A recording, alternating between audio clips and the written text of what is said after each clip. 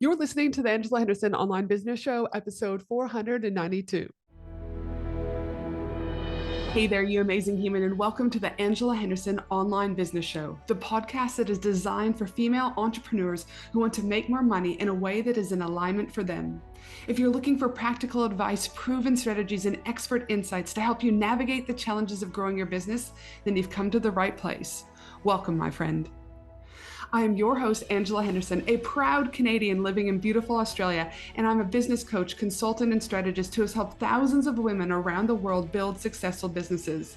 Through solo episodes and interviews with successful business owners, industry experts, and thought leaders, you'll get insider insights into what it takes to succeed in today's digital age. Whether you're struggling to scale your business, looking for ways to boost your productivity, or seeking ways to overcome the challenges of being an entrepreneur, this show has everything you need to succeed and more. So subscribe, pop your headphones on, and get ready to creating the business and life you deserve today by allowing the Angela Henderson Online Business Show help you create a winning strategy, develop the right mindset, and build lasting wealth.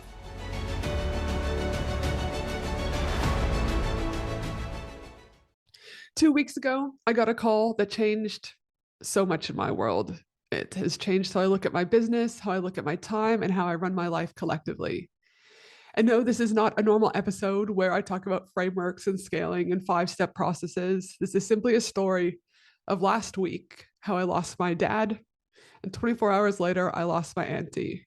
And I wanted to share this because there's quite a few learnings that I believe every business owner needs to hear, and things that were never taught in school or by society about death, but also about what happens when our loved ones die and what is left for us to have to deal with. And if we don't have things set up correctly, it can make our lives really, really difficult. But it also taught me about why the business that we build and put the hours into is actually built in order to be able to let us go. And what I mean by that is to let us go to the people who matter and when it matters the most. So 2 weeks ago, I said I received a call from my dad's executor over in Alberta, Canada, advising me that my dad had decided to use MAID, which in Alberta, Canada is the medical assistance in dying. Basically, that's when you are assessed by 2 doctors. You have to be of sound mind, and you're able to make the decision to take a medication that is used through an IV in order to end your life. For those that don't know, my dad has had stage 4 prostate cancer for, almost 4 years. And the pain has just gotten so bad for him. When I saw him, he was probably about maybe, if I'm lucky, 30 kilos. And so MAID was really his opportunity to no longer be suffering. And so Fred, the executor, had advised me that my dad had decided that on August 17th, he would use his MAID card, which again, he was able to use at any particular time. Now, my dad, he was a very stubborn man, to say the least, a beautiful man, but a stubborn man. And he had already started to deteriorate quite quickly over the last few weeks. So I reached out and I said, Dad, I've heard that you've chosen to use your MAID card on August 17th, and I'd like to be there to hold your hand. I told him I knew he might not want that, and that would be okay, and I would respect that decision. But I told him, reminded him, you have a choice, Dad. You have a choice to die alone, or you have a choice for your daughter to be there and to hold your hand. And luckily enough, my dad said that I could come. Now, you might think, well, that's weird, but you have to understand that my dad wanted to go out on his own terms. So I didn't want to just show up. That's not how you do things with Glenn Henderson. I wanted him to have the choice. And he chose for me to fly back to Canada and hold his hand while he passed and crossed over. Now, once he gave me the go-ahead to get on that plane, I needed to book a ticket immediately in order to get there on time. But there was lots of things behind the scenes, as I'm sure you can imagine. My partner, Grant, had a race that same weekend that mattered a lot to him. So I liaised with my ex-husband to sort the kids. Then I updated Grant on anything. I spoke with the team. I let my clients know. There were visas, insurance, hotels, multiple flights. All of it had to come together in pretty much 24 hours. And it did. And I'm grateful on so many levels that it flowed. It wasn't hard. There was a lot to do, yes, but it wasn't hard. So I got on that plane. And I think I had to fly from Brisbane to LA, had a quick layover there for about 12 hours, and then LA, Denver, Denver up to Edmonton, Alberta, Canada. And my best friend, Lisa, was waiting on the other end. It's also a blessing that we've been best friends for 33 years. That's right, I'm 47. We met when we were 14. And it's always so great to see her and her family. I consider them family too. So I spent the night with them. And then Lisa and I made the 4 hour journey to see my dad on that Monday, August 17th. There were lots of comments that I received when I got to Canada from the nurses to the doctors to even family, just saying, this is such a horrific circumstance. It's so terrible for you. But you see, I looked at it through a different lens, the lens of beauty and gratitude. What a blessing it was to be there for my dad. With MAID, you still have to be of sound mind on the day, and you still have to be conscious on the day in order for them to give the medication through the IV. My dad, when I arrived, was mostly unconscious for most of the time that I was there. I arrived at around 2:30, and he was administered the medication and passed around 3:30. But again, he still had to be assessed of sound mind that day. So the doctor asked him, "Is today the day, Glenn, that you're choosing to cross over?"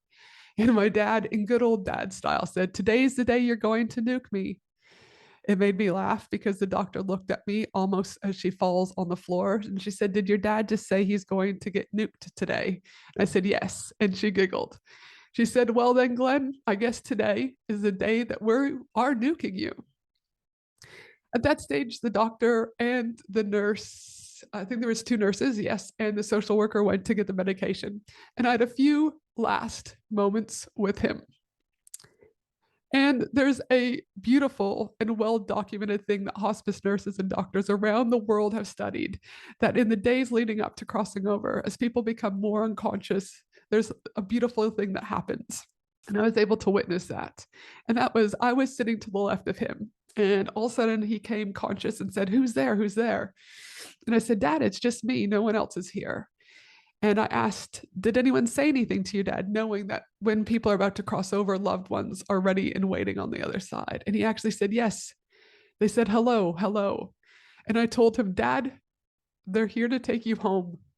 They're ready to see you on the other side." Quick pause from today's episode.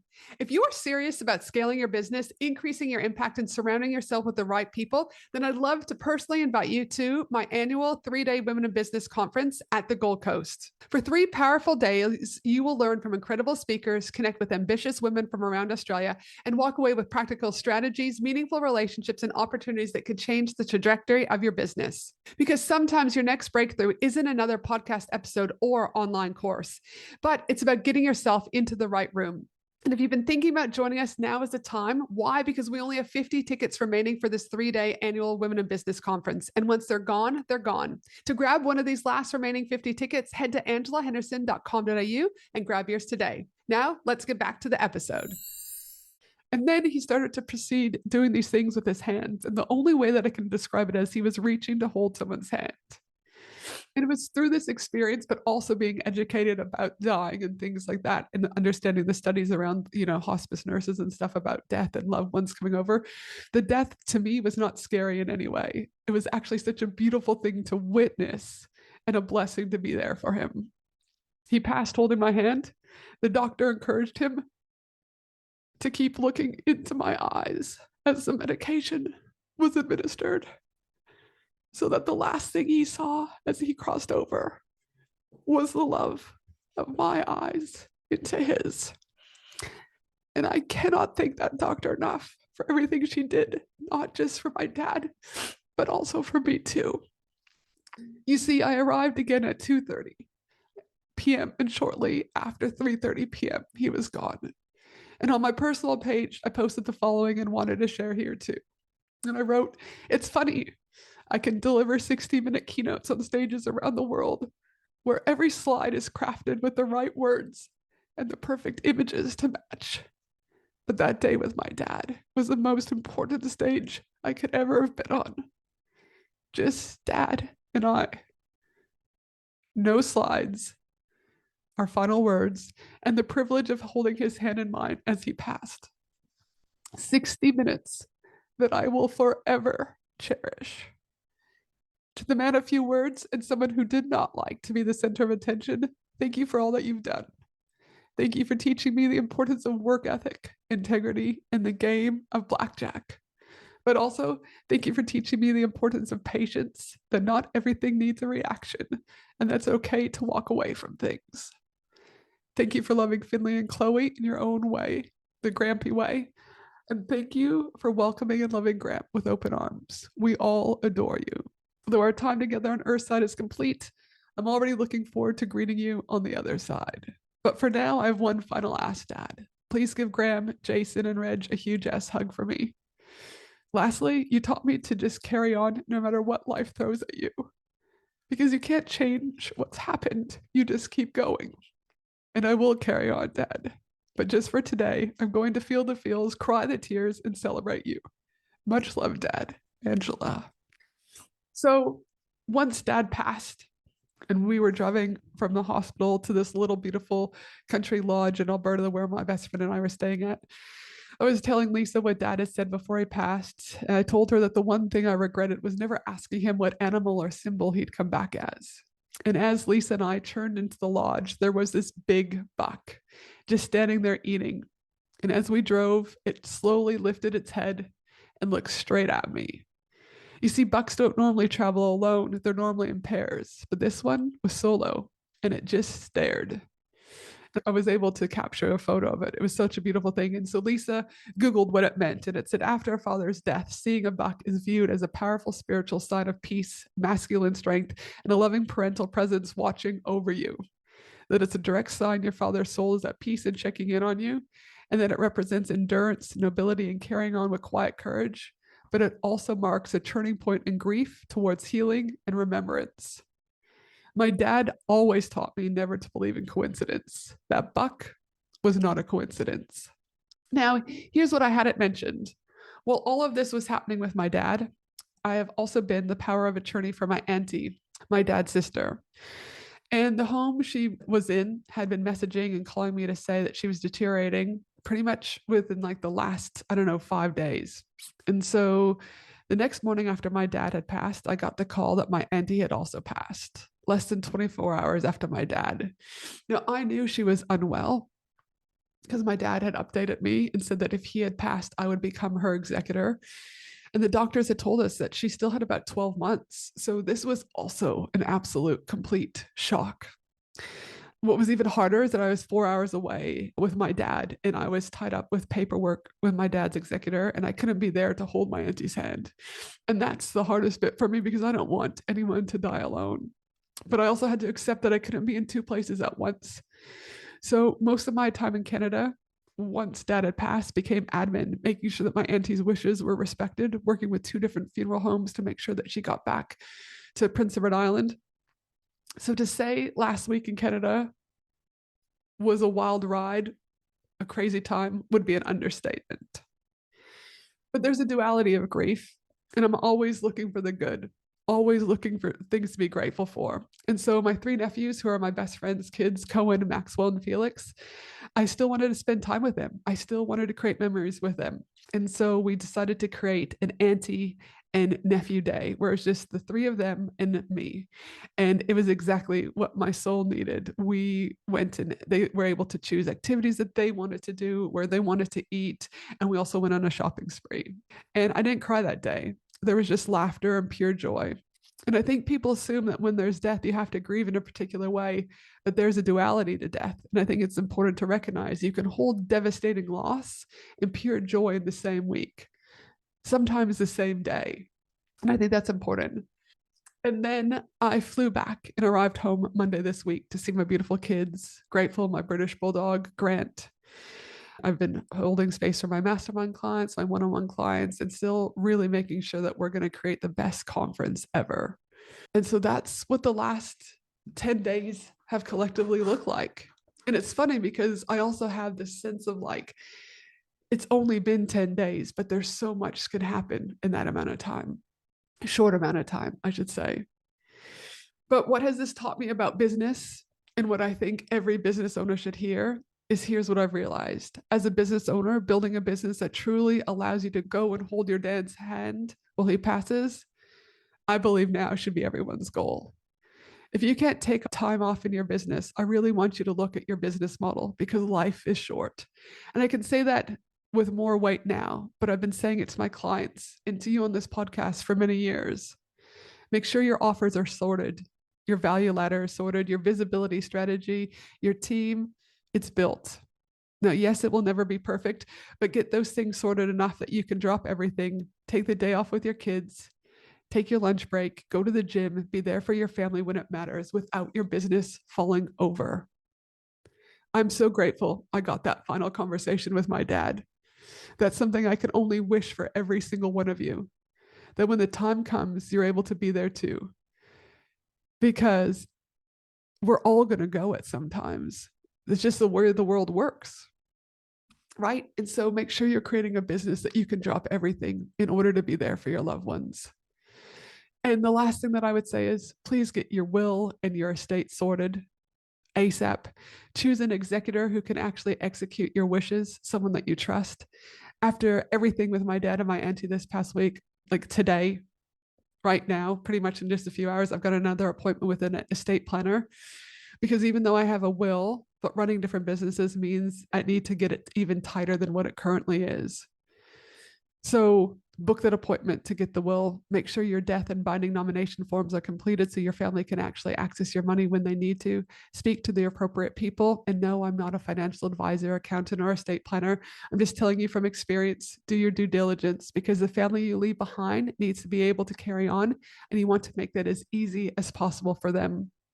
And before I start to wrap up, I just would want to leave you with a few reflection questions.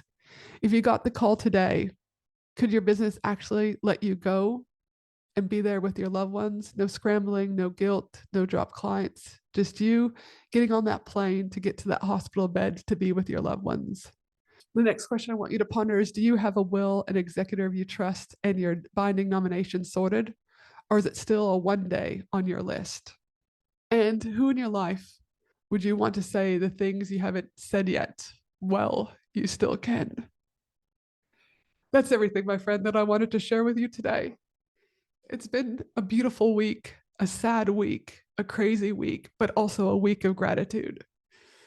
And as a business owner, I think it's important also as a leader that I show you the behind the scenes of what it's really like to balance that business and that family as we go into a world where we are having aging parents and they need us. It's our turn to be there for them. And as always, if you don't have that shit sorted and you don't have your offers or your value ladder and you can't walk away from your business and you don't know where to start, know that you can reach out anytime at angelahenderson.com.au because this is what I do through my one-on-one support, my mastermind, etc. And if right now isn't strategy that you need, but you need time just to heal, maybe you've gone through your own deaths or heartache or whatever that looks like, the Healing Center of Australia, the other business might be able to support you. God knows I've been doing enough meditations lately just to get me back and grounded on balance. But until next week, I wish you an amazing day. Go and hug those loved ones and remember that there's always something to be grateful for. Much love, Ange. Thanks for listening to the Angela Henderson online business show, www.angelahenderson.com.au.